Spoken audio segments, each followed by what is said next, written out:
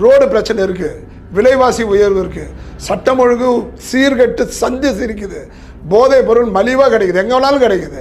வாங்குறவனே பிடிக்கிறாங்க, பயன்படுத்தணும்னா பிடிக்கிறாங்க. அவன் எந்த ஹோல்சேல்லேருந்து வாங்குறவனே பிடிக்கல.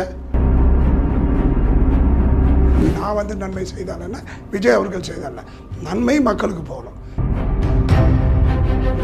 புதிய சக்தி விஜய்னு பார்க்காதீங்க, ஒரு புதிய சக்தி வந்திருக்கு, பெரிய தொகையை தூக்கி போட்டு வந்துட்டு இருக்கு. இன்னும் இந்தியா மாறிடுமா, உலகம் மாறிடுமா, அழிஞ்சிடுமா, கலிகாலமா, என்ன ஒன்றும் ஆக போகிறது இல்லை. அப்புறம் சரி இல்லைன்னா திருப்பி அந்த கழிவு நீரையும் குடிநீரையும் ஒன்று சேர்த்துருவோம். அதில் என்ன இருக்கு? அவர் என்ன சொல்லியிருக்காரு, 2026 தனித்து ஆட்சி அமைப்போம். அடுத்தது ஊழலுக்கு எதிர்ப்புனாரு. அதிமுக ஊழல் இல்லையா? ஸோ அது திமுகவையும் அதிமுகவையும் இணைச்சு தான் சொல்லியிருக்காரு. 2 மாதத்தில் 75 லட்சம் பேர் வந்திருக்காங்க, 1 கோடி மெம்பர்ஸ் உருவாக்கிட்டாங்க, ஆரம்பிச்சுட்டு சொன்னாங்க. இதெல்லாம்